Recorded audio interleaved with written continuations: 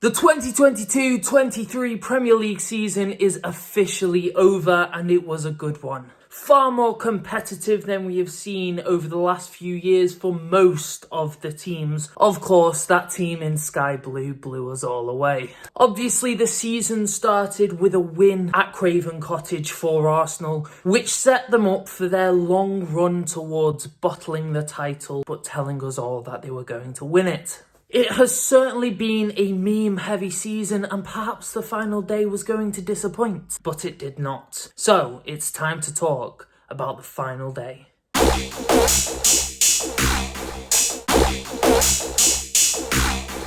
Just a few things to bring up, really. Brentford are the only team this season to beat Manchester City twice. They did so today with a goal from Ethan Pinnock, who just signed a new contract, so that's a lovely present for him. They beat Manchester City 1-0, which shows how good Brentford have been, but also that there are cracks in that Manchester City armour. Yes, they don't have anything to play for, but they've been beaten by the same team twice. They aren't invincible. Feels odd to use the word invincible when we've been hearing it from the Arsenal fans all season. And talking about Arsenal, they actually turned up and played a football game today. They beat Wolves 5-0, which, in all fairness, isn't an achievement. But they remembered that they were actually a really good team today, where over the last few weeks, they've kind of looked like relegation fodder. They properly bottled it. And I know a lot of people are saying, oh, we shouldn't use the word bottle it. The expectation before the season wasn't that they were going to win. Believe me, the expectation from Arsenal fans that they were going to win this by a mile. And they've flopped it.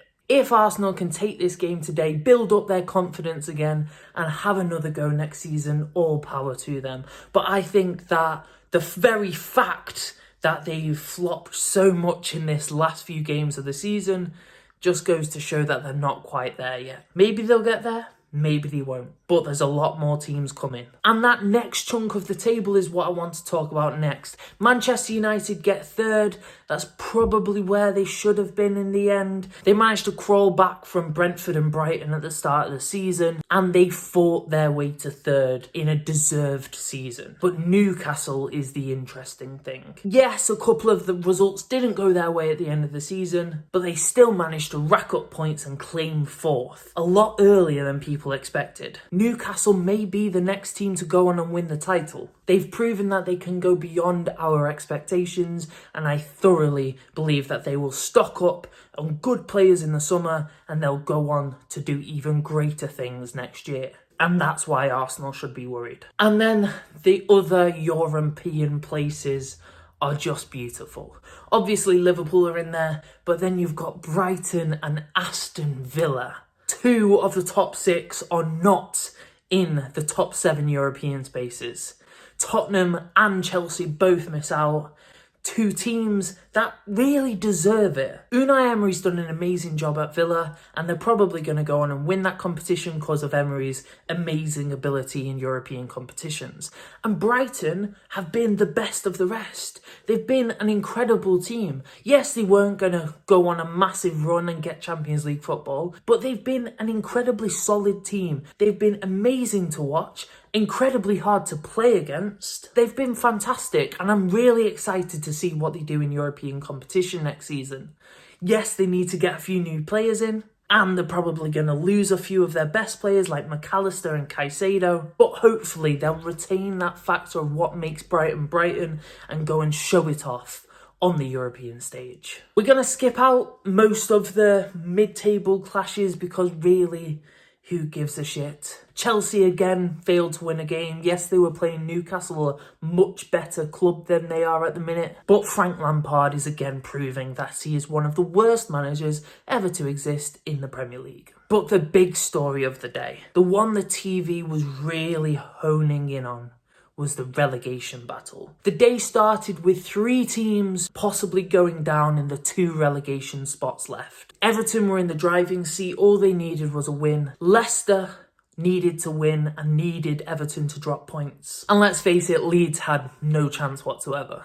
At half-time, it looked as though Everton were going down. That 69-year run in the top division was going to come to an end. But Abdoulaye Doucouré hit an absolute screamer from outside of the box to send the Gladys Street end into uproar. Everton are safe. They managed to hold on in the end. They managed to scrap it out.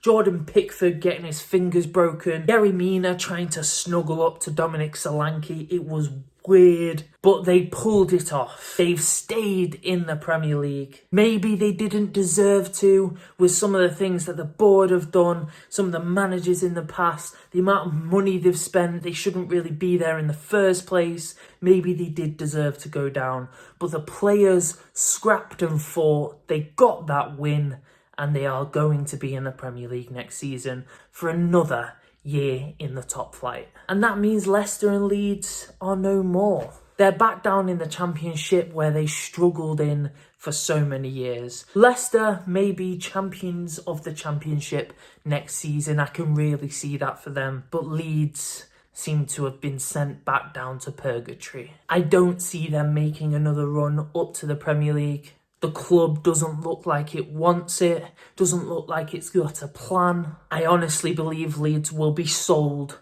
to a new owner very soon. And then finally, even though they were relegated weeks ago and had no business to do anything on the final day, Southampton actually turn up. They were playing Liverpool and Liverpool went ahead early.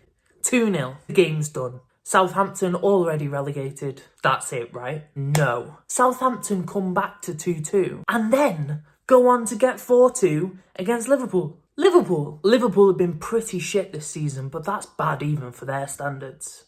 At the end of the day, yes, Liverpool came back to equalise and it ended 4-4. Probably the best game of the day. It meant absolutely nothing, but the best football on display. And what a way to end their Premier League stint. Southampton taking the game to Liverpool and absolutely pulling their pants down.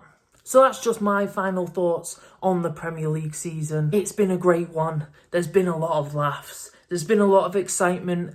And most of all, there's been good competition from a lot of different clubs. This league is still the best in the world. Make sure you comment down below if you have any thoughts on the final day of the Premier League. Please leave a like and subscribe. It really does help us out. And we will see you next time.